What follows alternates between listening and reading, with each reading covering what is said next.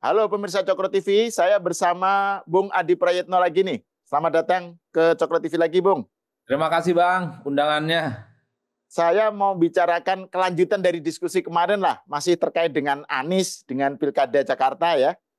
Kan kemarin Bung Adi menyatakan di salah satu televisi bilang bahwa PKB eh, apa ya, mulai jatuh cinta kepada Andika Perkasa atau bagaimana gitu, salah satu calon yang diusung PDIP.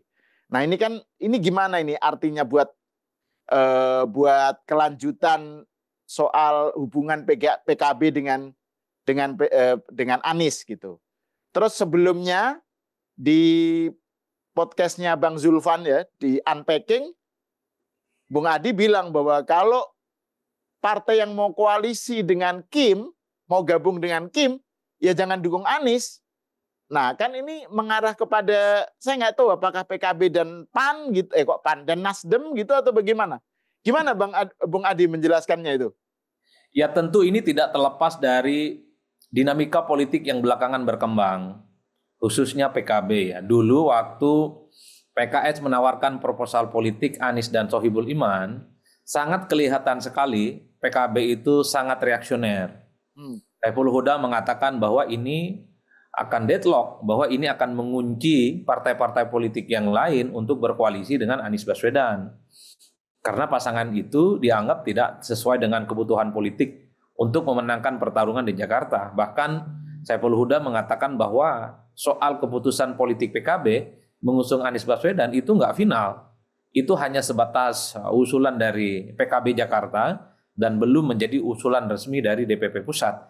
Jadi itu yang sepertinya sebagai bentuk reaksi betapa proposal politik yang ditawarkan oleh PKS itu membuat PKB itu tidak happy. Dan bahkan pada saat yang bersamaan PKB mengatakan bahwa PKB dengan PDIP itu sudah cukup untuk mendaftarkan diri calon wakil gubernur di Jakarta dan bahkan Jawa Timur. Ini kan sebagai bentuk reaksi saat itu. Tapi kan belakangan saya mendengar statementnya Mbak Lulu misalnya itu agak berbeda dengan Saiful Huda. Lulu mengatakan bahwa Andika ini adalah barang bagus kalau disodorkan dengan Anies Baswedan. Mengingat sosoknya yang mantan Panglima TNI, diusung oleh PDIP dan sangat mungkin kalau diduetkan dengan Anies Baswedan akan menjadi pasangan yang kuat. Saya mengatakan bahwa sulit bagi PKB kalau kita melihat statementnya Mbak Lulu untuk tidak mengatakan bahwa seakan-akan PKB ini melunak kalau wakilnya Anies itu Andika Perkasa. Tapi PKB ini agak sedikit agresif kalau wakilnya itu Sohibul Iman. Kan itu jalan ceritanya. Ini yang saya kira kalau kita melihat kecenderungan rata-rata secara umum, partai-partai ini kan mencoba untuk bagaimana menawarkan solusi politik ya soal siapa yang menjadi pendampingnya Anies Baswedan. Bagi PKS tentu sangat sederhana saat ini, agak sedikit keras ya PKS. Anies kalau ingin bersama dengan PKS, wajib hukumnya menjadikan Sohibul Iman sebagai wakil untuk maju dalam Pilgub Jakarta. Saya memahami kondisi kebatinan PKS. Tentu PKS ini tak mau melulu hanya sebatas jadi kayu bakar politiknya Anies. Tentu PKS ini nggak melulu hanya sebatas ronin politik Anies terus, tapi keuntungan secara politik tidak terlampau didapatkan oleh PKS. Hasil pileg di 2024 misalnya, PKS kan kalah jauh dari Nasdem, naik suaranya. Kalah jauh misalnya dari PKB yang kemudian dibaca oleh publik sebagai bagian dari efek koalisi yang dibangun saat itu, koalisi perubahan, di mana Anies misalnya lebih banyak memberikan dampak politik kepada Nasdem ketimbang ke PKS. Jadi ini yang sepertinya membuat PKS di 2024 ini di Pilkada Jakarta agak ngotot juga ke Anies. Jadi Anies kalau serius dengan PKS, ya Sohibul Iman wakilnya. Kalimat lanjutannya sepertinya bagi PKS, ya kalau tidak mau dengan PKS, tidak mau dengan Sohibul Iman, ya Anies monggo jalan dengan yang lain. Dan bukan tidak mungkin PKS ini akan menentukan pilihan politiknya. Karena jadi oposisi tidak dapat apapun itu lelah Bang. Karenanya bagi saya PKS ini sudah mulai berpikir secara realistis. Bahwa kalau memang mendukung Anies itu tidak terlampau memberikan faedah politik elektoral secara signifikan, ya tentu di 2024 ini, ya tentu PKS sudah mulai menyusun batu bata kekuatan politik mereka yang tak lagi mungkin secara perlahan akan selalu disangkut pautkan dengan Anies Baswedan. Karena kalau mau jujur kan selama ini PKS ini kan identik dengan Anies. Anies ya PKS, PKS ya Anies Baswedan, ini yang sepertinya perlahan mulai dibaca. Kok Anies ini tidak terlampau PKS kalau melihat hasil pileg di 2024. Dulu memang kelihatan PKS, tapi setelah itu Anies kan kelihatan Nasdem diusung dalam Pilpres di Pilkada Jakarta, Anies justru kelihatan PKB-nya gitu loh Pak. Karena yang mengusulkan itu adalah PKB. Jadi ini yang saya kira Anies tentu agak sedikit kesulitan. Kalau dulu terkesan bahwa Anies siapapun pilihan politiknya yang akan didorong untuk mendampingi Anies Baswedan, seakan-akan PKS ini sami'na wa ta'na dengan Anies Baswedan. Tapi di 2024 kalau mendengar statementnya Presiden PKS, Ahmad Sayhu, mereka mengatakan bahwa kalau Anies ingin dengan PKS, Sohibul Iman wakilnya. Maka kalau tidak, bukan tidak mungkin PKS ini akan melabuhkan pilihan politiknya di tempat yang lain. Ini dinamis barang Bang sebenarnya. Ya, Mardhani Alisera juga kalau nggak salah di X, di akun X-nya juga menyatakan bahwa tetap PKS ngotot paketnya itu Anies Sohibul Iman gitu. Betul, Nah, saya kira mulai rasional PKS itu tak melulu mau hanya sebatas kayu bakar politik untuk mengusung dan memenangkan Anies Baswedan. Kan ini yang sering dilakukan oleh PKS selama ini. Di 2017 kalau mau jujur, PKS itu mestinya bisa jadi wakil untuk pendamping Anies setelah Sandiaga Uno mundur maju Pilpres bersandingan dengan Prabowo. Tapi posisi wakil gubernur kan tidak terlampau diperjuangkan juga oleh Anies. Akhirnya wakil gubernur pendamping Anies Baswedan yang mestinya dari PKS dimiliki oleh Gerindra, Bang Ahmad Riza Patria. Jadi ini sepertinya PKS agak sedikit ngotot, apalagi saat ini level of confidence PKS itu di atas rata-rata. Mereka bisa mengklaim sebagai partai pemenang pileg di Jakarta. Wajib bagi mereka itu kadernya untuk bisa bertanding. Kan itu sebenarnya Bang yang kemudian membuat kenapa dinamika politiknya belakangan ini berkembang cukup dinamis. In the end of the day ya, kita tinggal tunggu dari perspektif Aniesnya. Kira-kira Anies ini lebih nyaman dengan siapa? Lebih nyaman dengan PKS kah? Lebih nyaman dengan PDIP kah? Lebih nyaman dengan PKB kah? Kan belum kita dengar pernyataan Anies Baswedan. Selama ini yang kita tracking itu adalah statement-statement elit-elit dari partai. Nah tentu publik berharap bagaimana Anies ini dalam waktu dekat memberikan bagaimana sikap politiknya kira-kira lebih happy dengan siapa akan maju di Pilgub Jakarta. Nah yang terkait dengan PKB tadi ya, kan soal Pak Andika Perkasa itu kan berarti kan PKB sudah secara yang tadi Anda bilang sikapnya terhadap paket Anies Sohibul Iman kan agresif. Jadi kan artinya PKB cenderung untuk tidak mau lah gitu ya Anies dan Sohibul Iman. Nah kalau ini PKS ngotot, PKB ngotot, terus PKB pecah, pisah jalan, terus PKB dengan PDIP, tapi paketnya bukan Anies, mungkin nggak itu? Jadi misalnya Andika Perkasa dengan siapa dari PKB begitu. Maksud saya ini juga menyulitkan Anies gitu. Arah kecenderungan ke arah itu saya kira cukup terbuka Bang Sahal. Kalau kita melihat respon PKB secara umum, termasuk respon PDIP, mereka mengatakan bahwa koalisi PDIP dan PKB ini sudah cukup untuk mengusung calon gubernur dan calon wakil gubernur di Jakarta dan bahkan dikaitkan dengan Jawa Timur. Kan saat ini PDIP dan PKB sedang mencari sosok yang relatif kuat untuk berkompetisi menyaingi kekuatan politik Khofifah dan Emil Dardak. Jadi dua partai ini mungkin akan terjadi koalisi di dua provinsi yang besar ini, Bang. Artinya apa? Kalaupun toh deadlock persoalan siapa wakilnya Anies dari PKB, dari PDIP, karena sudah dikunci oleh PKS, dan misalnya Anies itu lebih tertarik untuk berkoalisi dengan PKS ketimbang PKB, ketimbang PDIP, ya pastinya PKB dan PDIP akan menjadi poros politik yang lain. Tentu di luar Kim dan di luar Anies Baswedan. Tinggal Anies Baswedan ini dan PKS khususnya meyakinkan satu partai politik lain. Ya tentu Nasdem opsinya. Karena partai dari Kim nggak mungkin dukung Anies.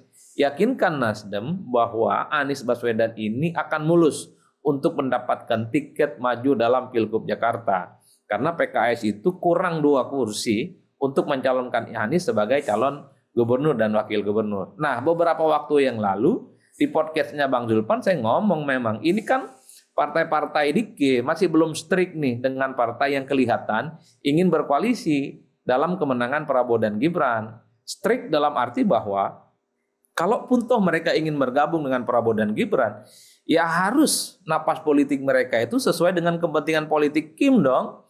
Jangan usung sosok-sosok orang-orang apalagi antagonis selama ini dengan kekuasaan politik seperti Pak Anies. Kan begitu jalan ceritanya, Pak. Artinya apa? Untuk menjaga sikap politik, perasaan politik Kim yang selama ini berjarak dengan Anies Baswedan, partai-partai non-Kim yang mau bergabung, sebut saja misalnya PKB, sebut saja misalnya Nasdem yang dulu dikaitkan dengan kemungkinan berkoalisi dengan Prabowo dan Gibran. Jangan usung sosok yang selama ini konfrontatif dan berhadapan-hadapan dengan Prabowo dan Gibran. Ini kan sepertinya belum diorkestrasi aja. Kalau partai-partai di Kim, ketum-ketumnya bersepakat bahwa bolehlah PKB dan Nasdem menjadi bagian dari koalisi Prabowo dan Gibran, tapi catatannya jangan usung orang yang selama ini suka nyerang-nyerang, beda pandangan, beda mazhab, dan beda iman politik dengan Prabowo dan Gibran. Kalau itu dilakukan, PKB bisa apa? Kalau itu bisa dilakukan, Nasdem bisa apa? Kan kira-kira begitu jalan ceritanya, Bang. Itu yang dibayangkan kita dari jauh. Ya, tapi termasuk berlaku untuk PKS juga dong, Bung. Kalau PKS pengen bergabung ke Kim, maksudnya menerima tawaran PKS. Kim, ya berarti jangan usung Anies gitu. Termasuk PKS. Nah, cuman kan kita belum dengar bagaimana Kim ini akan menertibkan partai-partai yang di luar Kim ingin bergabung dengan koalisi Prabowo dan Gibran. Saya kan melihat politik kita itu kan di tikungan akhir, sehari 2 hari sebelum pendaftaran ke KPU misalnya. Semua konstelasi politik bisa berubah, Bang. Jangan-jangan yang hingar-bingar ini hanya sebatas hore-hore dan nggak didaftarkan ke KPU. Ya.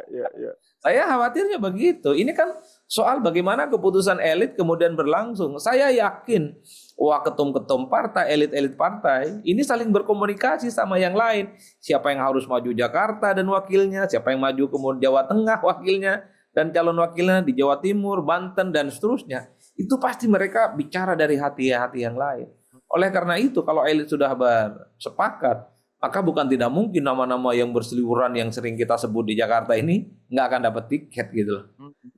Nah ini ada terkait dengan kita akan fokusnya ke Pilkada Jakarta ya. Ada 2 hal yang menarik juga yang ingin saya minta pendapatnya dari Bung Adi.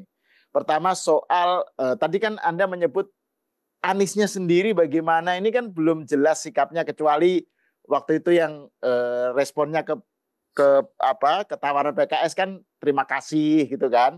Tapi bagaimana Anies sesungguhnya itu kan belum ketahuan. Nah, tapi kan di kubu Anies sendiri terjadi katakan aja pecah kongsi ya antara tangan kanannya Sudirman Said gitu betul-betul berseberangan dengan Anies terkait dengan Pilgub Jakarta. Dia nggak setuju Anies maju ke Pilgub. Jadi kan ini ada sesuatu yang sifatnya di dalam internal Anies ada masalah gitu.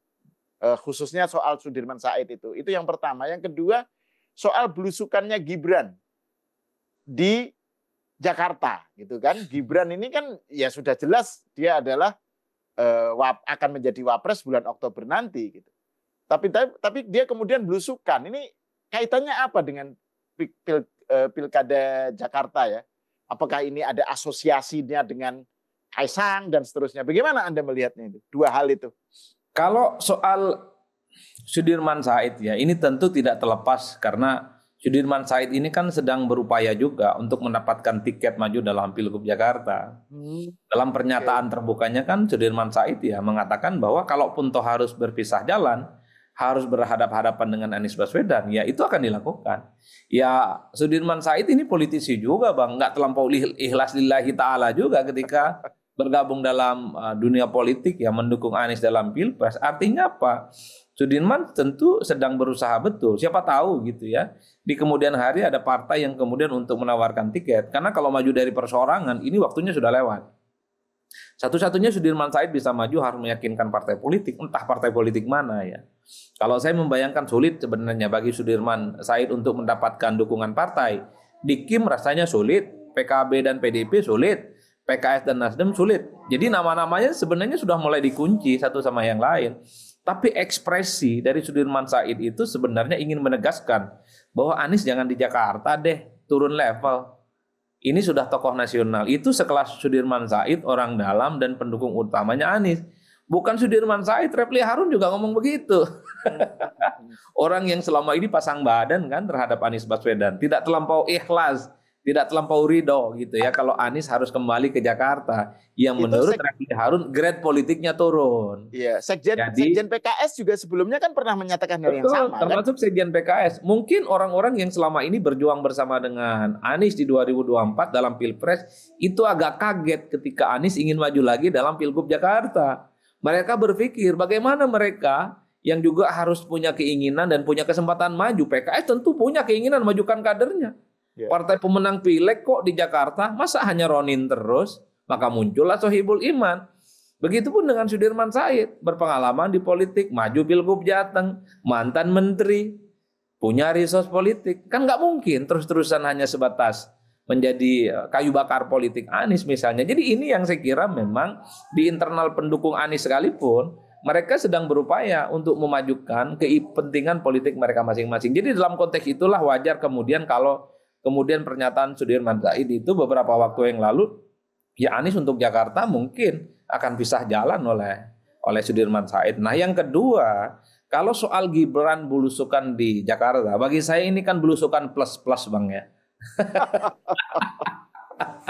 Ya satu sisi, ya ini belusukan plus-plus. Satu sisi memang kita harus akui Gibran ini kan replika politiknya Jokowi. Jadi DNA politik Jokowi yang selama ini suka belusukan ke berbagai tempat ini nurun secara gen politiknya. Bagi saya satu hal yang saya baca, tentu ini sebagai persiapan sebenarnya bagi Gibran ya untuk menghadapi tanggal 20 Oktober dilantik sebagai wakil presiden pendampingnya Prabowo Subianto. Ini semacam landasan pacu yang sedang dibangun, dikondisikan bahwa Gibran sebenarnya mempersiapkan diri sebagai orang yang siap untuk mengemban amanah sebagai wakil presiden. Makanya belusukan itu sudah mulai dilakukan, termasuk di Jakarta beberapa waktu lalu di Surabaya. Dan yang dikasih ke masyarakat itu adalah sesuai dengan janji politiknya, susu gratis kok. Ya meski ada yang diprotes misalnya ngasih-ngasih buku, gambarnya siapa gitu kan, itu bagian dari ornamen demokrasi. Tapi Gibran ini sepertinya ingin secara perlahan menyusun bagaimana untuk menunjukkan kepada publik menuju tanggal 20 Oktober Gibran sudah mulai melakukan kunjungan-kunjungan politik, safari politik yang menurut para pendukungnya ini sedang belanja masalah. Jadi nanti kalau sudah dilanjutkan dan dilantik langsung gaspol menyelesaikan semua persoalan-persoalan yang dihadapi masyarakat secara umum termasuk di Jakarta. Nah yang ramai itu yang kedua soal Jakarta. Ini kan publik juga tidak bisa menutup mata bahwa seakan-akan ini bagian dari upaya endorsement politik. Terutama nanti kalau Kaisang jadi maju di Jakarta. Jadi ketika turun di Jakarta, Gibran ini secara perlahan ingin menunjukkan bahwa pengaruh Gibran itu kuat di Jakarta. Kekuatan politik Gibran itu kuat di Jakarta. Apalagi hasil Pilpres di 2024, Prabowo Gibran mengalahkan Anies Baswedan. Jadi nanti kalau ada masa kampanye, kemudian yang maju itu adalah Kaisang, bukan tidak mungkin pamor kekuatan politik, magnet politik Gibran yang sudah mulai kembali ingin dipertontonkan di Jakarta akan memberikan faedah elektoral kepada Mas Kaisang. Andai Mas Kaisang ini maju dalam Pilgub Jakarta. Ini gayung bersambut sebenarnya Bang. Oleh karena itu saya membaca aktor-aktor politik seperti Gibran, kemudian Sudirman Said gitu ya, kemudian Anies Baswedan, PKS, PDIP, PKB dan semuanya termasuk Kim. Segala keputusan politiknya itu nggak mungkin lahir dalam ruang hampa. Itu kan bahasanya Bang Sahal dulu. Waktu diskusi di Freedom kan. Masih kita ingat itu Bang. Ya. Jadi semua aktivitas politik para aktor itu pasti punya intensi kepentingan politik. Secara elektoral, keberpihakan kepada rakyat atau menunjukkan bahwa dia sedang bekerja untuk kepentingan politik tertentu. Dan itu sah dalam demokrasi. Justru aneh kalau orang seperti Mas Gibran itu tidak melakukan belusukan. Justru aneh misalnya kalau orang seperti Mas Gibran tidak melakukan kerja-kerja politik untuk mendukung calon yang diusung oleh Kim khususnya nanti. Apalagi kalau Kim mengusung Mas Kaisang sebagai calon gubernur, calon wakil gubernur yang ada di Jakarta. Jadi politik itu soal bagaimana mengakumulasi kekuasaan, Bang. Politik itu soal bagaimana mendukung supaya menang dan dia terpilih sebagai pejabat publik, gubernur, presiden, dan seterusnya. Nggak ada ceritanya politik di kita ini yang ingin masuk surga, Bang. Ah, kalau masih ada yang begitu, saya kira visi misinya harus diedit itu, Bang. itu biasanya kalau kalau zaman politisasi identitas, nah itu masih bisa itu. Sekarang udah nggak laku kali. Nggak ada. Tapi udah nggak. Ya. Bung Adi, terkait dengan Kaisang ya, kan kemarin LSI, Lembaga Survei Indonesia, mengeluarkan merilis hasil surveinya terbaru mengenai Pilgub Jawa Tengah ya. Ya. Nah, yang menarik itu nama Kaisang itu termasuk tinggi dalam top of mind bersama Pak Lutfi dan calon-calon lain ya, Bambang Pacul. Nah, gimana Anda membaca, bagaimana itu dibaca gitu menurut Bung Adi ya, soal Kaisang yang ternyata di Jawa Tengah cukup moncer gitu. Saya termasuk yang kaget sebenarnya kalau nama Kaisang itu memuncaki top of mind dalam survei. Karena yang moncernya itu di Jawa Tengah bukan Jakarta. Sementara kita paham betul 2 bulan 3 bulan belakangan ini Kaisang itu hanya dikaitkan dengan Jakarta bukan Jawa Tengah. Kalau Kaisang tiba-tiba moncer mengalahkan nama-nama besar lain dan kompetitif dengan Anies, mungkin publik meyakini ini bagian dari exposure yang selama ini memang selalu menjadi spotlight pembicaraan soal Kaisang. Tapi tiba-tiba ini kok moncernya di Jawa Tengah. Itu tentu menjadi anomali. Artinya apa? Dan Mbak Puan menyatakan Kaisang juga bisa dijadikan salah satu pertimbangan untuk dicalonkan PDIP gitu. Sorry saya memotong. Artinya apa? Artinya apa ini? Ya ini kan bonus sebenarnya. Ini bonus dari Kaisang yang selama 2 bulan 3 bulan ini selalu dibicarakan soal kemungkinannya maju dalam Pilgub, entah Jakarta ataupun Jawa Tengah. Jadi wajar kalau ketika muncul survei ya yang kemudian menyebut Kaisang ini popularitas dan elektabilitasnya melampaui yang lain, ini kan bonus yang didapatkan karena sering diperbincangkan. Karena media nasional, elit-elit nasional hampir tiap hari bicara tentang soal kemungkinan Kaisang maju dalam Pilgub Jakarta. Bukan hanya disebut di Jakarta, tapi juga di Jawa Tengah. Jadi dalam konteks itu sebenarnya cukup rasional ketika Kaisang ini elektabilitasnya melampaui nama-nama yang lain. Tapi kalau saya melihat rata-rata secara umum, Bang, Kim khususnya di Jawa Tengah itu kan sudah menyebut nama Irjen Ahmad Lutfi yang soal kemungkinan diusung ya. Gerindra sudah nyebut, PAN sudah nyebut, kalau tidak salah Demokrat juga nyebut. Karena Irjen Ahmad Lutfi dianggap sebagai sosok yang punya penetrasi dan kekuatan politik yang relatif solid ya untuk berkompetisi di kandangnya Banteng. Itu beberapa waktu yang lalu. Tiba-tiba kalau muncul nama Kaisang semacam ini bukan tidak mungkin akan menjadi satu dinamika yang lain di internal Kim gitu ya. Tapi at the end of the day-nya bagi saya, kalaupun toh Kim ingin memajukan calon ya nggak jauh-jauh dari nama Irjen Ahmad Lutfi, mungkin opsi lainnya adalah Kaisang. Tapi saya ketika mendengar statementnya Puan Maharani soal kemungkinan Kaisang masuk dalam nominasi sosok yang akan diusung dalam Pilgub, mungkin banyak pengamat, banyak peneliti, ini hanya sebatas hore-hore, ini hanya sebatas gimmick politik, mungkin dalam banyak hal iya. Tapi secara umum saya melihat bagaimana Puan Maharani ini adalah sosok lain yang punya sikap politik yang berbeda dengan kawan-kawan PDIP secara umum. Kalau PDIP secara umum anggaplah Hasto dan kawan-kawan yang lain itu adalah sosok yang cukup agresif menyerang kekuasaan politik hari ini, menyerang Jokowi dan keluarga besarnya. Dan itu dominan kan kalau melihat wajah PDIP hari ini. Tapi kalau melihat Puan Maharani sejak Pilpres, Puan agak lunak.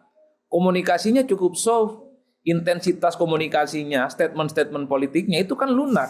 Ini menegaskan bahwa di internal PDIP tidak bisa disimplifikasi bahwa hanya satu warna seperti Mas Hasto, seperti Adian Apitupulu, seperti Masinton Masaribu. Bahwa ada wajah lain misalnya seperti Bambang Pacul, seperti Puan Maharani, Said Abdullah dan lain-lain yang memiliki wajah politik yang relatif sebenarnya jauh lebih dialogis dan membuka hubungan politik dengan berbagai kalangan, termasuk dengan Pak Jokowi. Yang secara konfrontatif head to head itu adalah kawan-kawan PDIP yang memang terafiliasi sebagai sosok yang selama ini cukup kritis kan dengan Jokowi. Itu yang saya kira ketika Puan mengatakan bahwa Kaisang mungkin menjadi salah satu sosok yang dipertimbangkan. Bagi saya ini adalah genuine dari sikap politik Puan Maharani yang memang agak sedikit fleksibel dalam melihat politik dan cepat move on. Dan bahkan ketika Puan menyebut Anies ini asik, boleh juga tuh misalnya. Itu kan sikap politik yang nggak gampang, Bang. Apapun judulnya, Puan ini adalah anaknya Megawati Soekarno Putri. Saat ini adalah pimpinan partai. Saat ini adalah ketua DPR yang saya kira Setiap pernyataan politiknya itu sudah dikalkulasi, bukan hanya sebatas hore-hore, bukan hanya sebatas iseng-iseng untuk nyenangin orang lain gitu loh. Tapi bagi saya bagian dari transformasi politik PDIP yang sudah mulai menggeliat dari dalam. Itu yang saya lihat dari Puan Maharani. Itulah yang saya kira tinggal kita lihat di 2024 ini, yang jauh lebih dominan ke depan itu adalah mazhabnya Pak Hasto misalnya, yang sangat agresif menyerang kekuasaan politik hari ini dengan begitu banyak footnote-nya terkait dengan pemilu, terkait dengan manuver politik Jokowi, atau mazhab Puan yang secara perlahan sudah mulai mendapatkan exposure politik, lunak, kalem, soft, masuk ke semua kalangan politik, dan lebih cepat untuk melakukan adaptasi. Kan gitu yang terjadi, Pak. Betul, betul. Nah ini terakhir nih, soal karena ini menyebut soal PDIP ya, saya kira menarik nih. Kalau kita lihat kan, kalau terkait dengan Pilgub di Jakarta ya, PDIP kan punya sejumlah calon yang disebutkan, ada Pak Andika, ada Ahok, ada Bu Risma, ada beberapa nama lain termasuk Anies. Tapi kelihatannya kok dari mengingat bahwa Pilgubnya udah makin mendekat ya, kok kelihatannya nggak ada sesuatu yang geliat yang kelihatan tampak mereka ini mau mengarah kemana gitu. Kok kelihatan masih adem gitu di Jakarta. Menurut Bung Adi ini gimana? Apakah ini bagian dari strateginya atau bagaimana? Apa mereka kesulitan menentukan nama, soal apakah Anies atau enggak aja kan belum jelas gitu loh. Sementara waktu makin mepet kan gitu. Untuk sosialisasi nama-nama tadi kan selain Ahok sama Anies kan perlu sosialisasi juga. Gimana ini Anda membaca PDIP di Jakarta ini? Ya, saya kira memang secara umum politik PDIP itu adalah politik di tikungan akhir, last minus. Yang kedua memang posisi PDIP di Jakarta ini nggak mudah, Bang, karena seakan-akan berada di dua kutub besar, kutubnya Anies Baswedan dan kutub Kim. Pada saat yang bersamaan PDIP ini tidak cukup untuk memajukan calon gubernur dan calon wakil gubernurnya sendiri. Dan pada saat bersamaan pula nama-nama yang diusung kader internal mereka itu kan tidak punya nama besar sementereng, misalnya Ridwan Kamil tidak sementereng misalnya Anies Baswedan. Ada Ahok relatif kompetitif gitu ya. Tapi kan Ahok kalau melihat success story-nya waktu maju dalam Pilgub Jakarta, bukan success story ya, kekalahan politiknya di 2017. Tentu bagi PDIP sedang berpikir ulang bahwa Ahok elektabilitasnya misalnya masuk 3 besar di Jakarta bersama Ridwan Kamil dan Anies Baswedan, saat itu didukung oleh kekuasaan politik yang cukup kuat, kira-kira begitu, itu kalah. Apalagi hari ini elektabilitasnya di bawah Anies, tidak didukung oleh kekuasaan politik. Ini yang sepertinya memang PDIP itu sedang mengkalkulasi betul kira-kira siapa sosok yang akan diusung. Makanya kalau kita melihat kecenderungan awal, PDIP ini kan sebenarnya punya intensi berkoalisi dengan Anies Baswedan. Menduetkan kader mereka, kan namanya sudah mulai disebut. Ada Andika, kemudian ada nama Risma, Azwar Anas, dan seterusnya. Itu kan sebagai bentuk bahwa sebenarnya di Jakarta, PDIP sedang mencari teman yang relatifly bisa memenangkan pertarungan, dan di situ ada kader PDIP yang juga maju. Nah, per hari ini, wakilnya Anies kan dikunci PKS. Ini kerepotan juga. PDIP tentu tidak mau agresif karena belum memutuskan akan dukung Anies. Cuman menyebut Anies disebut. Anies juga masuk dalam daftar yang diusulkan oleh kader-kader di bawah. Tapi nggak deklarasi seperti PKB. Dalam konteks itulah sepertinya PDIP juga nggak mau agresif ingin mengunci posisi untuk bisa mendampingi Anies Baswedan. Karena belum deklarasi apapun, Mas. Jadi ini yang saya kira memang PDIP sedang berhitung betul di tengah kesulitan mereka untuk memposisikan berada di mana, apakah akan condong ke Kim ataukah merapat ke Anies Baswedan yang wakilnya saat ini dikunci oleh PKS, atau yang ketiga, Bang. Saya kira dengan PKB sudah cukup bikin poros politik sendiri, tutup mata dengan Anies, tutup mata dengan Kim. Ayo PDIP bikin poros politik sendiri, majukan Andika Perkasa, majukan Ahok, majukan Risma bersama dengan PKB. Ini sudah cukup untuk menjadi satu poros politik, tinggal diuji. Apakah calon yang diusung oleh PDIP dan PKB ini kuat secara kompetitif, bisa mengalahkan Anies dan bisa mengalahkan kekuatan dari kubu Kim. Kan itu aja jalan ceritanya, Bang. Kalau ke Kim mentok, ke Anies mentok, ya bikin poros sendiri. Itu aja jalan ceritanya. Jadinya makin menarik lah ini. Kita tunggu beberapa bulan ke depan lah ya. Oke, terima kasih Bung Adi Prayitno atas diskusinya. Ya, Bang. Pemirsa, sampai di sini dulu. Kita jumpa lagi di episode selanjutnya.